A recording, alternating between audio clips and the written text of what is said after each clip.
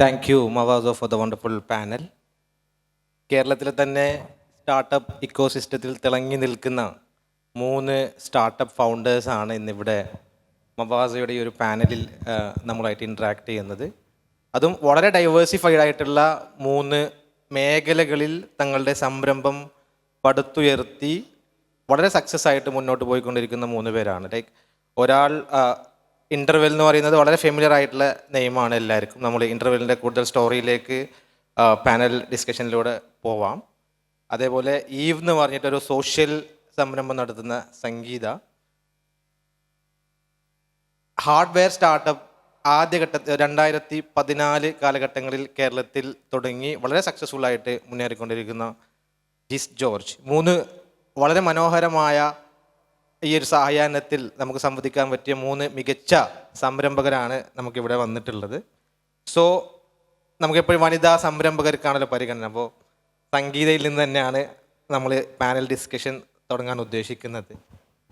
ഒരുപക്ഷെ എല്ലാ ആളുകളും നേരത്തെ അവാർഡ് വിന്നിങ് സ്റ്റാർട്ടപ്പാന്ന് പറഞ്ഞു. ശരിക്കും പല ആളുകൾക്കും ഈവ് എന്താണെന്ന് അറിയണമെന്നില്ല. എന്താണ് ശരിക്കും ഈവ്? നിങ്ങൾ 2017 കേരളത്തിൻ്റെ വടക്കേ അറ്റത്ത് നിന്ന് ഒരു കമ്പനി ആരംഭിച്ച് ഇന്ന് 2025 മവാസോയുടെ വേദിയിൽ ഇരിക്കുമ്പോൾ നിങ്ങളെ ഫീലിംഗ് എന്താണ്? നിങ്ങളെ കമ്പനിയെ കുറിച്ചുള്ള ഒരു ഇൻട്രൊഡക്ഷൻ, കൂടാതെ നിങ്ങൾ ആ ഒരു ജേണിയെ കുറിച്ചുള്ളൊരു. Thank you, Sawad, for the question. First of all, I would like to thank Mavaso team for wonderfully organizing this event, and thank you for DYFI Kerala. വളരെ ഈ hospitality actually I have to appreciate. വളരെ നന്നായി. ഇതൊരു first time event ആണെന്ന് അവർ പല പ്രാവശ്യം ഇവിടെ പറയുന്നുണ്ടെങ്കിൽ പോലും it doesn't feel like that. So congrats to Mawazo team first of all. And coming to the question, actually journey പറയുകയാണെങ്കിൽ it will take a lot more time, but ഞാനത് വളരെ ചുരുക്കി പറയാം. ഒരു MSc ഗ്രാജുവേറ്റ്, പോസ്റ്റ് ഗ്രാജുവേറ്റ് ആയിട്ട് ലെക്ചറായിട്ട് work ചെയ്ത വ്യക്തിയാണ് actually ഞാൻ. എൻ്റെ പോസ്റ്റ് ഗ്രാജുവേഷൻ ബയോ കെമിസ്ട്രിയിലായിരുന്നു. Entirely different from what I am doing now. So ഇവിടെ പലരും ഇന്ന് രാവിലെ മുതൽ നമ്മൾ കേൾക്കുന്നതാണ് ഫോളോ യുവർ പാഷൻ, അതുപോലെ break the comfort zone like that. ഇങ്ങനെയുള്ള കുറേ കാര്യങ്ങൾ നമ്മളിങ്ങനെ കേട്ടുകൊണ്ടിരിക്കുകയാണ് രാവിലെ മുതൽ. സോ എക്സാക്ട്ലി അത് എൻ്റെ ലൈഫിൽ സംഭവിച്ച കാര്യങ്ങളാണ്. എൻ്റെ പാഷനെ ഫോളോ ചെയ്ത് ഞാൻ എൻ്റെ ആ ഒരു കരിയർ അവിടെ ബ്രേക്ക് ചെയ്തിട്ടാണ് ഒരു ഓൺട്രപ്രണർഷിപ്പ് എന്നുള്ള രീതിയിലേക്ക് മാറിയത്. നേരിട്ട് കാര്യത്തിലേക്ക് വരാം. കാര്യം 2018 ഈവ് സംഭവിക്കുന്നത്. എംപവർമെൻറ്റ് ഓഫ് വീവേഴ്സ് അല്ലെങ്കിൽ എംപവർമെൻറ്റ് ഓഫ് വിമൻ ഓൺട്രപ്രണേഴ്സ്, രണ്ടും നമ്മൾക്കിതിൽ കണക്ട് ചെയ്യാം. ഈ 2 ടാഗ് ലൈനും ഞങ്ങൾ യൂസ് ചെയ്യാറുണ്ട്. ഇപ്പോൾ ഏറ്റവും കൂടുതൽ ഞാൻ കാസർഗോഡാണ് എൻ്റെ ജന്മദേശം. ഞാൻ കണ്ണൂരാണ് താമസിക്കുന്നത്. ഇപ്പോൾ നമുക്കെല്ലാവർക്കും അറിയാം, കണ്ണൂരായാലും കാസർഗോഡായാലും ഇത് land of looms and lores എന്ന് പറയുന്നത് തെയ്യങ്ങളുടെയും തറികളുടെയും തിറകളുടെയും നാടാണ്. അപ്പോൾ ഞാൻ കൂടുതൽ കണ്ട ഒരു കാര്യമാണ് വീവേഴ്സ് എന്ന ക്ലസ്റ്റേഴ്സിൻ്റെ ഒരു വലിയ ഒരു പൂള് ഇസ് ദെയർ. അപ്പോൾ അവരുടെ കുറേ പ്രശ്നങ്ങളും അതുപോലെ അവരുടെ കുറേ അതിൻ്റെ ആ ഹെറിറ്റേജും ലെഗസിയും ഒക്കെ ഫീൽ ചെയ്ത് വന്ന ഒരു വ്യക്തി എന്നുള്ള രീതിയിലാണ് ഞാൻ ആ ഒരു ഏരിയ എനിക്കെപ്പോഴും എൻ്റെ ഒരു പ്രൈം ഏരിയ ആയിരുന്നു. അവിടെ എന്തെങ്കിലും ചെയ്യണം, അല്ലെങ്കിൽ അത് എങ്ങനെയെങ്കിലും ഒരു നമ്മുടെ ബിസിനസ് മേഖലയിലേക്ക് കണക്ട് ചെയ്യണം, ആൾക്കാരിലേക്ക് അതിൻ്റെ പ്രശ്നങ്ങൾ എന്താണ് അവരതിലേക്ക് വരാൻ മടിക്കുന്നതെന്നുള്ള പ്രശ്നങ്ങൾ പഠിച്ച് അതിലേക്ക് ആൾക്കാരെ കൊണ്ടുവരണം. ഇങ്ങനെയുള്ള കുറേ കാര്യങ്ങൾ എൻ്റെ മനസ്സിൽ ഒരു സൈഡ് ഉണ്ടായിരുന്നു. അതേപോലെ തന്നെയായിരുന്നു എൻ്റെ മനസ്സിലുണ്ടായിരുന്ന വേറൊരു കാര്യം, ലോക്കൽ എക്കണോമി ഡെവലപ്മെൻറ്റ് എന്ന് പറയുന്ന ഒരു കോൺസെപ്റ്റ്. അതിൽ വിമൺ എംപവർമെൻറ്റ് എന്ന് പറയുന്നത് എൻ്റെ ഒരു മെയിൻ ഏരിയ തന്നെയായിരുന്നു. അപ്പോൾ ഇത് രണ്ടും കൂടെ കൊളാബറേറ്റ് ചെയ്തിട്ടാണ് ആക്ച്വലി ഈവ് എന്ന് പറയുന്ന ഒരു കോൺസെപ്റ്റ് സംഭവിക്കുന്നത്. അപ്പോൾ വിമൺ എംപവർമെൻറ്റ് എന്ന ഏരിയയിൽ നമ്മൾ ഏകദേശം കാസർഗോഡ് ടു ട്രിവാൻഡ്രം 2018 കാലഘട്ടങ്ങളിൽ നിരവധി ഏകദേശം എനിക്കൊന്നൊരു 60 മേലെ ട്രെയിനിങ്ങുകൾ ഞങ്ങൾ സെമിനാറുകൾ സംഘടിപ്പിച്ചിട്ടുണ്ട്. അത് വനിതാ സംരംഭകത്വ സെമിനാർ എന്ന പേരിലാണ് നമ്മളത് സംഘടിപ്പിച്ചിട്ടുള്ളത്. തിരുവനന്തപുരത്തും ഞങ്ങൾ വന്നിട്ടുണ്ടായിരുന്നു. അപ്പോൾ ഇതിലൊക്കെ ഞങ്ങൾ പറഞ്ഞിട്ടുള്ളത് വനിതകൾ സംരംഭകത്വത്തിൽ 2018 എന്ന് പറയുന്നത് ഒരു വിമൻ ഓൺട്രപ്രണർഷിപ്പ് ബൂം ഇല്ലാത്തൊരു സമയമാണ്. അതുപോലെ തന്നെ digital marketing, online media use ചെയ്യുന്ന, സോഷ്യൽ മീഡിയ യൂസ് ചെയ്യുന്നതിലേക്കൊന്നും ആൾക്കാർ അത്ര ബൂം ആവാത്തൊരു കാലഘട്ടത്തിൽ ഇതിൻ്റെ സാധ്യതകൾ ഉപയോഗിച്ചുകൊണ്ട് എങ്ങനെ ഓൺട്രപ്രണർ ആവാം, അതുപോലെ ഒരു സീറോ ഇൻവെസ്റ്റ്മെൻറ്റിൽ എങ്ങനെ ഓൺട്രപ്രണേഴ്സ് ആവാം, എങ്ങനെ സസ്റ്റൈനബിലിറ്റി വരുത്താം, ഫിനാൻഷ്യലി എങ്ങനെ ഇൻഡിപെൻഡൻ്റ് ആകാം, ഇങ്ങനെയുള്ള കുറേ കോൺസെപ്റ്റ് നമ്മൾ വനിതകൾ ഫേസ് ചെയ്യുന്നുണ്ട്. അപ്പോൾ അവരെ സപ്പോർട്ട് ചെയ്യാന്നുള്ള രീതിയിലാണ് ആ ഒരു വിമൺ എംപവർമെൻറ്റ് സ്കീം ഡെവലപ്പ് ചെയ്യുന്നത്. ഒരു പ്രോഡക്റ്റ് എന്നുള്ള രീതിയിൽ ചിന്തിക്കുമ്പം ഞങ്ങൾ we came into this sustainable fashion concept, that is handloom വീവേഴ്സിനെയും ആർട്ടിസൻസിനെയും ഹാൻഡിക്രാഫ്റ്റ് ആർട്ടിസൻസിനെയൊക്കെ കോർഡിനേറ്റ് ചെയ്ത് അത് ഒരു ബ്രാൻഡായിട്ട് ഡെവലപ്പ് ചെയ്യാനുള്ള വർക്കുകളാണ് ഞങ്ങൾ തുടങ്ങിയത്. കേരളത്തിൽ നിന്ന് സ്റ്റാർട്ട് ചെയ്തു. കേരളത്തിലെ കാസർഗോഡ് സാരീസ് മുതൽ ബലരാമപുരം വീവേഴ്സ് വരെയുള്ള വീവേഴ്സ് ക്ലസ്റ്റേഴ്സിനെയും ആർട്ടിസൻസിനെയും കോർഡിനേറ്റ് ചെയ്ത് വർക്ക് ചെയ്ത് തുടങ്ങി. അന്ന് ഏകദേശം ഒരു 17ഓളം വിമൻ ഓൺട്രപ്രണേഴ്സും എനിക്ക് തോന്നുന്നു ഒരു 50-100 വീവേഴ്സിനെയാണ് ഞങ്ങൾ ആ സമയത്ത് സ്റ്റാർട്ടിങ്ങിൽ. ഇപ്പം ഞങ്ങൾ ഏകദേശം ഒരു 300+ വിമൻ ഓൺട്രപ്രണേഴ്സിന് റീസെല്ലേഴ്സായിട്ട് ക്രിയേറ്റ് ചെയ്തുകൊണ്ട് ഒരു പെർമനൻറ്റ് ഇൻകം ജനറേറ്റ് ചെയ്യുന്ന രീതിയിലേക്ക് ഇവന് കൊണ്ടുവരാൻ സാധിച്ചിട്ടുണ്ട്. More than 1000 weavers are connected. ഇന്ത്യയിൽ അതിന് ഏകദേശം ഒരു 8ഓളം സ്റ്റേറ്റ്സിലെ ട്രഡീഷണൽ വീവേഴ്സ് ആൻഡ് ആർട്ടിസൻസിൻ്റെ ക്ലസ്റ്റേഴ്സിനെ കണക്ട് ചെയ്ത് വർക്ക് ചെയ്യുകയാണ് ഈവ്.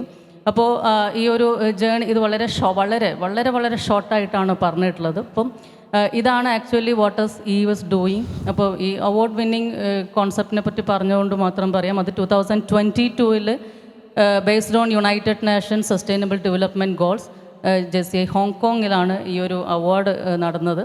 അതൊരു 200+ കൺട്രീസ് എന്നുള്ള ഒരു അവാർഡായിരുന്നു. അപ്പോൾ അതിൻ്റെ ഒരു 3 മാസത്തെ പ്രൊസീജിയറിൽ ശേഷം അതിൻ്റെ ഫൈനൽ വിന്നറാവാൻ സാധിച്ചു. അതൊരു ഗ്ലോബൽ ഫീമെയിൽ ഓൺട്രപ്രണർ അവാർഡ് എന്ന് പറയുന്ന ഒരു ടൈറ്റിൽ വിൻ ചെയ്യാൻ പറ്റി. It is only because of that അവർ പറഞ്ഞത് ആക്ച്വലി ആ അവാർഡ് വന്നത് it is based only on sustainable development goal based ആയിരുന്നു. അപ്പോൾ അതിൽ വിമൻ ഓൺട്രപ്രണേഴ്സിനായിരുന്നു ആ അവാർഡ് കൊടുത്തിരുന്നത്. ഓൾമോസ്റ്റ് PTI അടക്കം ഓൾമോസ്റ്റ് എല്ലാ മീഡിയകളിലും നമ്മൾക്ക് അതിനുള്ളൊരു സ്റ്റോറീസ് ഡെവലപ്പായി. ആ രീതിയിലാണ് കാര്യങ്ങൾ പോകുന്നത്. ഗോവ ഗവൺമെൻറ്റിൻ്റെ പ്രോജക്റ്റ് ഇംപ്ലിമെൻറ്റേഷൻ പാർട്ട്ണറായി മാറി. അതുപോലെ തന്നെ ഗവൺമെൻറ് ഓഫ് ഇന്ത്യയുടെ സിൽക്ക് മാർക്ക് ഇന്ന് ഈവിന് സ്വന്തമാണ്. ഓതറൈസ്ഡ് ആയിട്ടുള്ള സിൽക്ക് മാർക്ക് ഉള്ള ഒരേ ഒരു ഫാഷൻ സ്റ്റാർട്ടപ്പും ഈവാണ്. അപ്പോൾ അതൊക്കെയാണ് ഇതിൻ്റെ ഒരു ജേണി എന്ന് പറയുന്നത്. അടിപൊളി.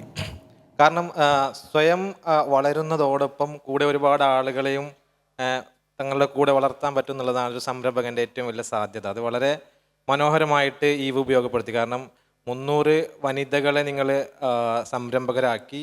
ഞാൻ മനസ്സിലാക്കിയെടുത്തോളം 1000ഓളം വീവേഴ്സ് കമ്മ്യൂണിറ്റിയെ കൂടി നിങ്ങൾ ഈവിൻ്റെ ജൈത്രയാത്രയിൽ കൂടെ കൊണ്ടുപോകുന്നുണ്ട്. അപ്പോൾ അതൊരു വളരെ എക്സൈറ്റിംഗ് ആയിട്ടുള്ളൊരു ജേണിയാണ്. നമ്മൾ കൂടുതൽ നിങ്ങളുടെ ജേണിയിലേക്ക് വരാം. അതേസമയം ഞാൻ ട്രാൻസൈറ്റിൻ്റെ ജേണി ഇങ്ങനെ നോക്കുന്ന സമയത്ത് ഭയങ്കര ഇൻട്രസ്റ്റിംഗ് ആയിട്ട് തോന്നിയൊരു കാര്യം എന്ന് വെച്ചാൽ, നമുക്കൊരു സോഫ്റ്റ്വെയർ സ്റ്റാർട്ടപ്പ് ബിൽഡ് ചെയ്യുന്ന അത്ര ഈസി അല്ല ഒരു ഹാർഡ്വെയർ മേഖലയിൽ ഒരു കമ്പനി ബിൽഡ് ചെയ്യാന്ന് പറയുന്നത്. അതും ഇന്ന് കേരളത്തിൽ ഒരുപാട് സപ്പോർട്ടിങ് സിസ്റ്റം ആയി വരുന്നുണ്ട്, നല്ലൊരു ഇക്കോ സിസ്റ്റം ഉണ്ട്. ജിസ് 2014 കാലഘട്ടത്തിലായിരുന്നു എനിക്ക് തോന്നുന്നത് ഈ ട്രാൻസൈറ്റ് എന്നുള്ള കമ്പനി തുടങ്ങുന്നതും. നിലവിൽ ഏകദേശം 30 കോടിയിലധികം വരുമാനമുള്ള ഒരു കമ്പനിയായിട്ട് ഇത് വളർന്നു കഴിഞ്ഞു. ഏകദേശം 150ഓളം എംപ്ലോയീസ് ജിസിൻ്റെ കീഴിൽ വർക്ക് ചെയ്യുന്നു. കേരളത്തിൽ മാത്രം സ്റ്റാർട്ട് ചെയ്ത് ലോകത്തിൻ്റെ നാനാഭാഗത്തും ഇപ്പോൾ എക്സ്പാൻഷൻ ഡിസ്കഷനൊക്കെ നടന്നുകൊണ്ടിരിക്കുകയാണ്. അപ്പോൾ ജിസിൻ്റെ ആ ഒരു ജേണി, കാരണം 2014 തൊട്ട് 25 വരെ ഈ ഒരു ഹാർഡ്വെയർ സ്റ്റാർട്ടപ്പ് മാത്രമാണ് ജിസിൻ്റെ ജിസ് ഒരു നിക്ഷേപവും ഇതുവരെ സ്വീകരിച്ചിട്ടില്ല. കംപ്ലീറ്റ്ലി ബൂട്ട് സ്ട്രാപ്ഡ് ആയിട്ടുള്ള ഒരു കമ്പനിയാണ്. അപ്പോൾ ആ ഒരു ജേണി ഒരു പക്ഷേ ഇവിടെ തുടങ്ങാൻ ആഗ്രഹിക്കുന്ന ആളുകൾക്കും ഹാർഡ്വെയർ മേഖലയിലുള്ള ആളുകൾക്ക് ഇൻട്രസ്റ്റിംഗ് ആയിരിക്കും. വളരെ ഷോർട്ടായിട്ട് എന്താണ് ട്രാൻസൈറ്റിൻ്റെ ഈ 10 വർഷത്തെ യാത്ര എന്ന് അത് പറയുന്നത് കുറച്ച് കടന്നു കഴിയാന്ന് അറിയാം. 10 വർഷത്തെ യാത്ര വളരെ ഷോർട്ടായിട്ട് പറയാന്നുള്ളത് സ്റ്റിൽ എനിക്ക് തോന്നുന്നു ഈ ഓഡിയൻസിന് വളരെ റെലവെൻ്റ് ആയിരിക്കും അത്. Good afternoon.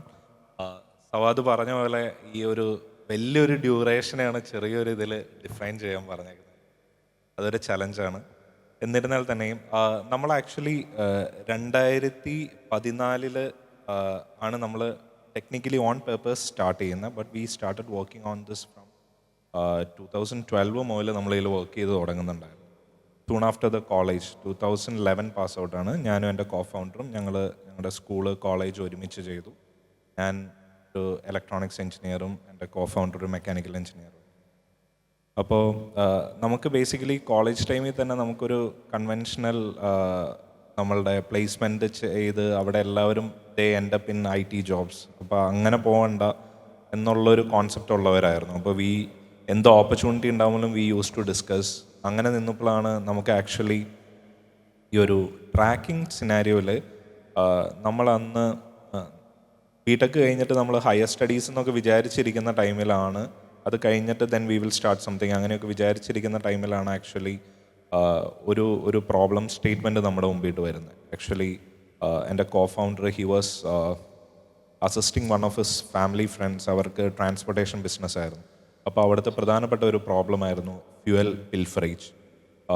ഡ്രൈവേഴ്സ് ഭയങ്കരമായിട്ട് ഫ്യൂവല് മോഷ്ടിക്കുകയും അങ്ങനെ ഫ്യൂവൽ പിൽഫറേജ് ഒരു ഇഷ്യൂ ആയിരുന്നു.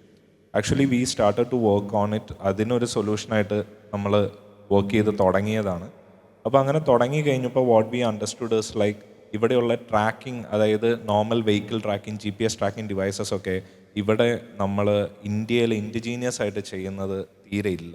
വിരലിൽ ഉണ്ടാവുന്ന ആരെങ്കിലേ ഉള്ളൂ. Mostly what happen is like നമ്മൾ ചൈനീസ് ഡിവൈസസ് ഇവിടെ കൊണ്ടുവന്ന് ചിലവർ അങ്ങനെ തന്നെ സെല് ചെയ്യും, ചിലവർ ഇച്ചിരിയോടെയും പെയിൻ ഇട്ട് അതിനെ ഒന്ന് വൈറ്റ് ലേബൽ ചെയ്ത് സെല് ചെയ്യും. ഇതൊക്കെയാണ്. അപ്പോൾ അവിടെ ഒരു ജെനുവിൻലി അവിടെ മാർക്കറ്റിൽ വി ഫൗണ്ട് എ ഗ്യാപ്പ്. ഒരു ഇന്ത്യൻ മെയ്ഡ്, ഒരു ടൈലർ മെയ്ഡ് ആയിട്ടുള്ള ഒരു നല്ല ഡിവൈസിൻ്റെ. So we started working on it. അപ്പോൾ നമ്മൾ അങ്ങനെ വർക്ക് ചെയ്ത് തുടങ്ങിയപ്പോൾ നമുക്കൊരു കോൺഫിഡൻസ് വന്നു. ആക്ച്വലി നമ്മുടെ ഇനീഷ്യൽ ഇൻവെസ്റ്റ്മെൻ്റ് എന്ന് പറഞ്ഞാൽ പാരൻസ് നമ്മുടെ ഹയർ സ്റ്റഡീസിന് വെച്ച എമൗണ്ട്, അതിൽ നിന്നാണ് നമ്മൾ സ്റ്റാർട്ട് ചെയ്തത്. ഫ്രം ഡേ വൺ നമ്മൾ വിചാരിച്ചുകൊണ്ടിരുന്നത് ഇത് എപ്പോഴും നമ്മളുടെ aim was on to profitability. അപ്പോൾ നമ്മൾ ഫ്രം ഡേ വൺ നമ്മൾ ഇതിൽ നിന്ന് പ്രോഫിറ്റ് ഉണ്ടാക്കുക, we reinvest in the business. നമ്മൾ R&Dയിൽ റീഇൻവെസ്റ്റ് ചെയ്യും. അങ്ങനെ ചെയ്താണ് നമ്മൾ സ്റ്റാർട്ട് ചെയ്തത്. അപ്പോൾ ഇനീഷ്യലി നമ്മളുടെ ബാച്ച്മേറ്റ്സിനെ അങ്ങനെയൊക്കെയുള്ള കുറച്ച് പേരായിരുന്നു നമ്മുടെ ഇനീഷ്യൽ എംപ്ലോയീസ്. അപ്പോൾ അങ്ങനെ 2 പേരെ കൂടെ കൂട്ടി ഫ്രം ടീം ഓഫ് 4 നമ്മൾ സ്റ്റാർട്ട് ചെയ്തു. ഇപ്പോൾ ടീം ഓഫ് 150 ആയി. അപ്പോൾ thank you.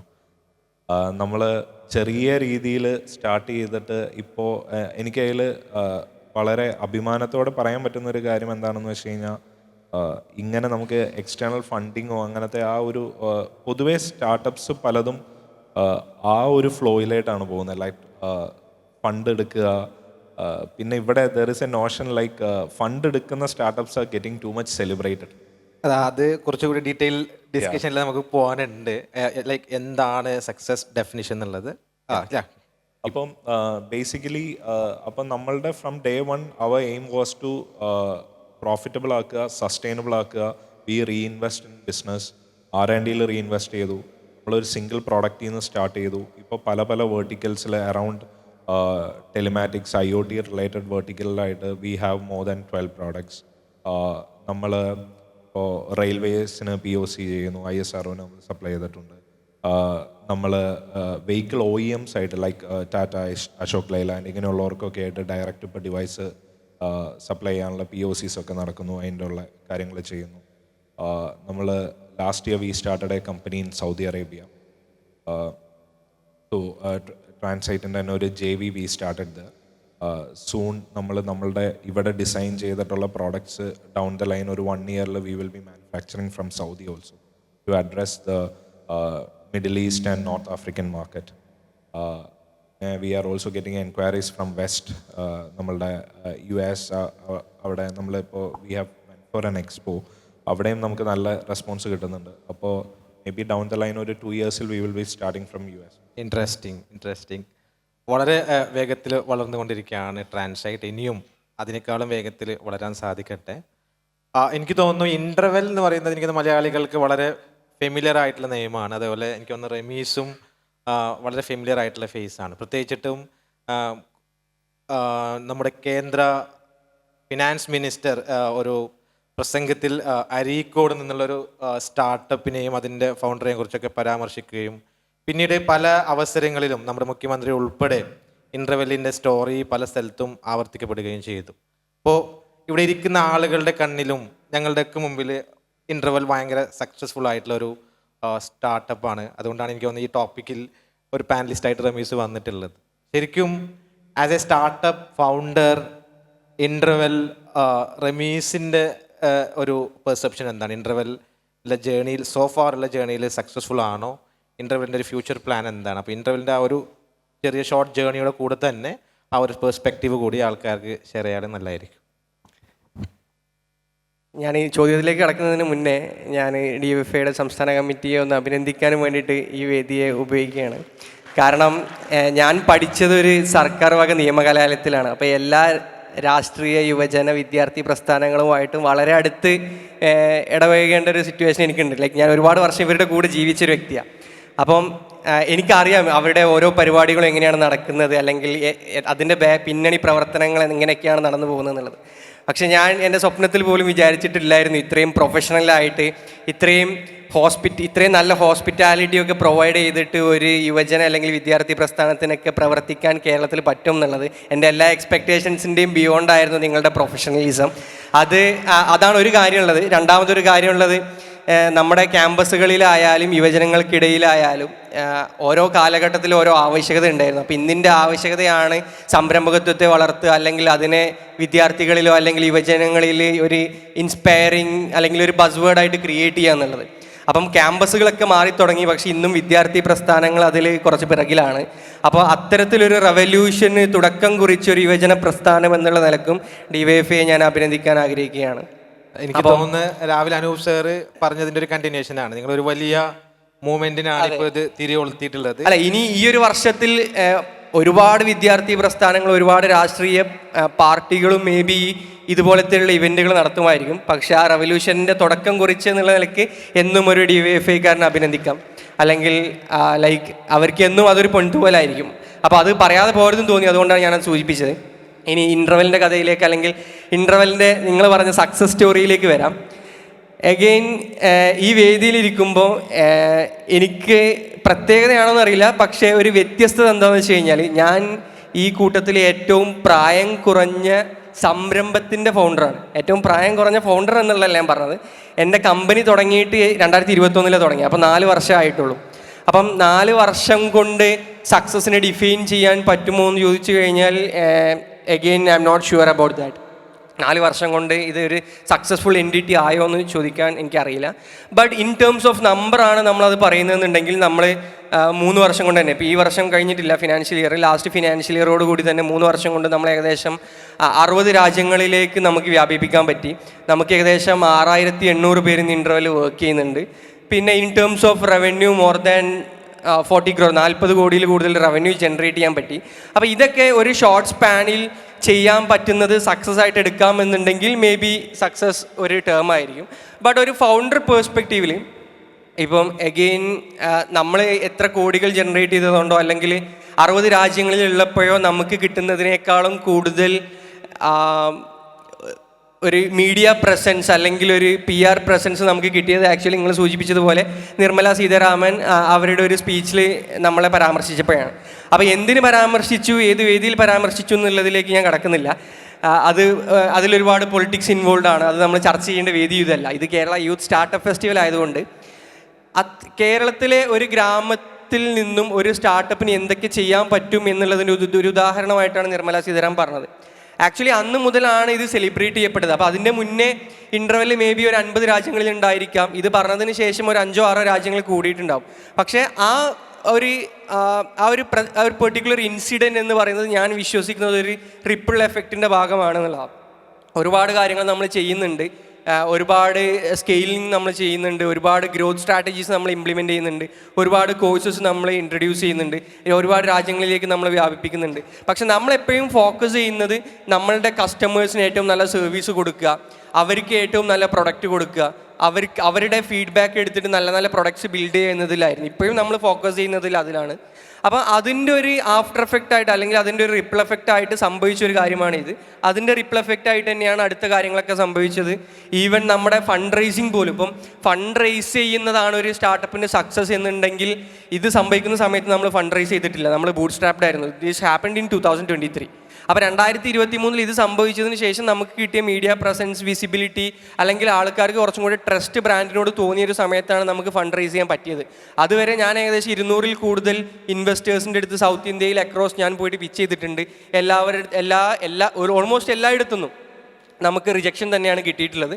But after this particular incident all things came like എല്ലാം നമുക്ക് അനുകൂലമായിട്ട് വന്നു തുടങ്ങി. അപ്പോൾ നമ്മളെപ്പോഴും ഫോക്കസ് ചെയ്തിരുന്നത് അന്നായി കഴിഞ്ഞാൽ ഇന്നായി കഴിഞ്ഞാലും ഫോക്കസ് ചെയ്യുന്നത് ഇത്തരം കാര്യങ്ങളിലായിരുന്നു. ഇനി success in terms of happiness നോക്കിക്കഴിഞ്ഞാൽ ഇപ്പോൾ ഈ സ്റ്റേജിൽ ഇരിക്കുന്നതോ അല്ലെങ്കിൽ നിർമ്മല സീതാരാമൻ ഓഫ് കോഴ്സ് ഇതൊക്കെ സന്തോഷം തരുന്ന കാര്യങ്ങളാണ്. പക്ഷേ എപ്പോഴും ഇതിനേക്കാളും കൂടുതൽ സന്തോഷം തരുന്ന മറ്റൊരുപാട് കാര്യങ്ങൾ വിത്തിൻ ദി ഓർഗനൈസേഷൻ ഹാപ്പൻ ചെയ്യുന്നുണ്ട്. അതൊരു പക്ഷേ എക്കോ സിസ്റ്റത്തിൽ ഇത്രത്തോളം സെലിബ്രേറ്റ് ചെയ്യപ്പെടുന്നുണ്ടല്ലോ. അപ്പം നമുക്ക് ഏകദേശം 6000-ൽ കൂടുതൽ എംപ്ലോയീസ് ഉണ്ട് എന്ന് പറഞ്ഞു. അതിൽ ഓൾമോസ്റ്റ് 92% വിമണാണ്. അപ്പം ഇവരുടെയൊക്കെ ഫാമിലിയിൽ ഉണ്ടാക്കുന്ന ഇമ്പാക്റ്റ് അല്ലെങ്കിൽ ഇവരുടെ ഫാമിലിയിൽ ഉണ്ടാക്കുന്ന ഇമ്പാക്റ്റ് നമ്മളുടെ ലൈഫിൽ റിഫ്ലക്റ്റ് ഒക്കെ ചെയ്യുന്നത് ഇതിലും കൂടുതൽ സന്തോഷം തരുന്ന കാര്യങ്ങളാണ്. അപ്പോൾ ഇൻ ടേംസ് ഓഫ് സക്സസ് അതൊക്കെയാണ് എനിക്ക് കൂടുതൽ കിക്ക് തരുന്ന കാര്യങ്ങൾ. ഓക്കെ, ഞാൻ റീസെൻ്റ്ലി മലപ്പുറത്ത് ഒരു സ്റ്റാർട്ടപ്പ് ഇവൻറ്റിന് പോയ സമയത്ത് റമീസിൻ്റെ ഓഫീസിൽ നമ്മൾ പോയിട്ടുണ്ടായിരുന്നു. ലൈക്ക് പുതുതായിട്ട് സ്റ്റാർട്ടപ്പ് തുടങ്ങുന്ന ആളുകളൊക്കെ എനിക്കൊന്ന് ഒരു പക്ഷേ പ്രത്യേകിച്ച് എട്ടെക് മേഖല ഏത് മേഖലയിലാണെങ്കിലും മസ്റ്റായിട്ടും വിസിറ്റ് ചെയ്യേണ്ട സ്പേസാണ്. കാരണം ഒരുപാട് എംപ്ലോയീസിനെ എങ്ങനെ സാറ്റിസ്ഫൈ ചെയ്യിപ്പിക്കാം. ബിക്കോസ് ഇപ്പം നമുക്കറിയാം വളരെ ഈ വർക്ക് സ്പേസിലെ സ്ട്രെസ്സിനെ കുറിച്ചിട്ട് ഒരുപാട് ചർച്ചകൾ നടക്കുന്നൊരു സമയമാണ്. അപ്പോൾ ആ ഇൻ്റർവെല്ലിൻ്റെ ഓഫീസ് പരിസരവും ഓഫീസ് കൾച്ചറും വളരെ മനോഹരമാണ്. ഈ പറ്റുന്ന സ്റ്റാർട്ടപ്പ് തുടങ്ങാൻ ആഗ്രഹിക്കുന്ന ആളുകൾ നിർബന്ധമായിട്ടും ഒരു പ്രാവശ്യം വിസിറ്റ് ചെയ്യേണ്ട ഓഫീസാണ്. അപ്പോൾ സ്റ്റാർട്ടിങ് ഫ്രം അവരുടെ ഓഫീസിൽ കൊടുക്കുന്ന ഒരു സൗകര്യം മുതൽ അവരുടെ താമസം, അവർക്കുള്ള കൺവീനിയൻസ്, ട്രാവൽ എല്ലാം completely taken care of by ഇവരെ കമ്പനിയാണ്. അതൊരു വളരെ മനോഹരമായിട്ടുള്ള ഒരു കൾച്ചറാണ്. എനിക്ക് തോന്നുന്നത് ഈവൻ വലിയ കോർപ്പറേറ്റ് കമ്പനികളിൽ പോലും നമുക്ക് അങ്ങനെ കാണുന്നതിൽ പ്രശ്നമുണ്ട്. അപ്പോൾ റമീസ് നിർത്തിയെടുത്തുന്നത് നമുക്ക് തുടങ്ങേണ്ടതായിട്ടുണ്ട്. കാരണം ഇന്ന് ഏറ്റവും കൂടുതൽ ആഘോഷിക്കപ്പെടുന്നത് ഒരു പക്ഷേ ഫണ്ട് റേസിങ് മാത്രമാണ്. പത്രങ്ങൾ വാർത്തയാക്കുന്നതും ഫണ്ട് റേസിംഗ് ആണ്. ഒരു കമ്പനി അതിപ്പോൾ 1 കോടി രൂപ റേസ് ചെയ്താലും 50 കോടി നിക്ഷേപം വാങ്ങിച്ചാലും അത് വലിയ വാർത്തയാണ്. അതേസമയം നിങ്ങൾ 100 കോടി ടേൺ ഓവർ ഉള്ള ഒരു സസ്റ്റൈനബിൾ ബിസിനസ് വളർത്തി നിങ്ങൾക്ക് അതിനൊരു PR വേണമെന്ന് ആഗ്രഹിച്ചാൽ പോലും പത്രങ്ങൾക്കത് ഒരു തലക്കെട്ടല്ല. അതിൽ നേരത്തെ പറഞ്ഞതുപോലെ കമ്പനി വാർത്താ മാധ്യമങ്ങളിൽ സെലിബ്രേറ്റ് ചെയ്യപ്പെടുന്നത് കൊണ്ടുള്ള ബെനിഫിറ്റും ഉണ്ട്.